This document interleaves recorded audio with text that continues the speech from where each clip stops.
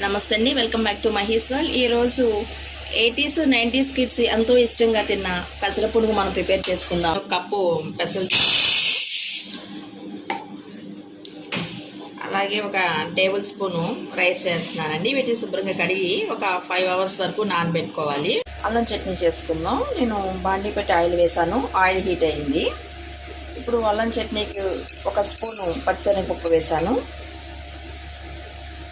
ఇది కొంత ఫ్రై అవ్వాలి. ఇది కొంచెం ఫ్రై అయింది. ఇప్పుడు ఒక స్పూన్ మినపగుళ్ళు వేస్తున్నాను.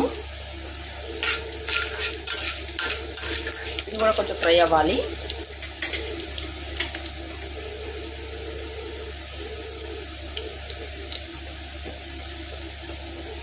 ఒక 2 ఇంచుల అల్లం సన్నగా కట్ చేసి పెట్టుకున్నాను. ఇది కూడా ఇప్పుడు దీనిలో వేయాలి.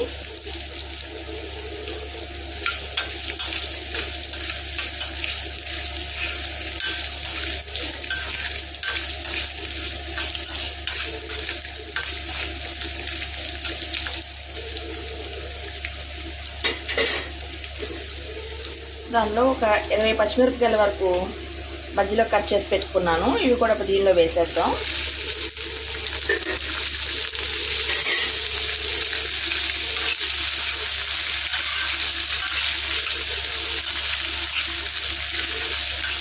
ఇవి బాగా వేగనివ్వాలి. ఒక పెద్ద నిమ్మకాయ చింతపండు వేడి చేసి పెట్టుకున్నాను. పప్పులు పచ్చిమిరపకాయలు ఫ్రై అయినాయండి. ఒక స్పూన్ జీరా వేసి స్టవ్ ఆఫ్ చేసేస్తున్నాను. ఒక 100-150 గ్రామ్స్ వరకు బెల్లం తీసుకున్నానండి. ఇప్పుడు వీటన్నిటిని కలిపి మిక్సీ పట్టాలి. టేస్ట్కి సరిపడిన సాల్ట్ వేయాలి. పెసలు నానాయండి. ఇది మనం మిక్సీ పడదాము.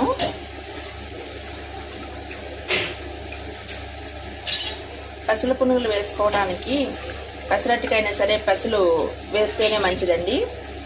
చాయ్ పెసరపప్పు అంత టేస్ట్గా ఉండదు, గట్టిగా కూడా వస్తాయి. దీనిలో ఒక 3 పచ్చిమిరపకాయలు, కొంచెం అల్లం ముక్క వేసి గ్రైండ్ చేద్దామండి. పిండి ఇలా బరకగా ఉండాలండి. ఈ కన్సిస్టెన్సీలో ఉండాలి. మనం పునుగు వేయడానికి వీలుగా ఉండాలి. పెసరపిండిలో కట్ చేసిన కరివేపాకు, కొత్తిమీర, ఆనియన్స్ వేసుకోవాలి. అలాగే జీలకర్ర వేసుకోవాలి.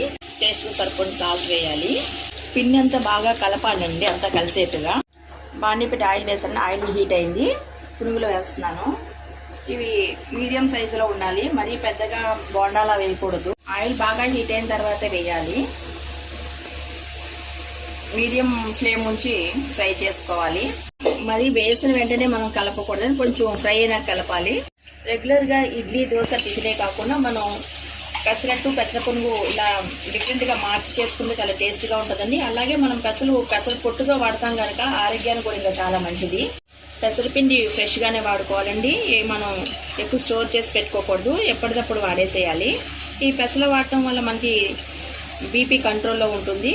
అట్లాగే స్కిన్ కూడా గ్లోగా ఉంటుంది. పెసర పునుగు ప్రిపేర్ అయిందండి. ఇది చాలా సాఫ్ట్గా ఉంది. ఇది పల్లీ చట్నీ కాంబినేషన్ అయినా బాగుంటుంది.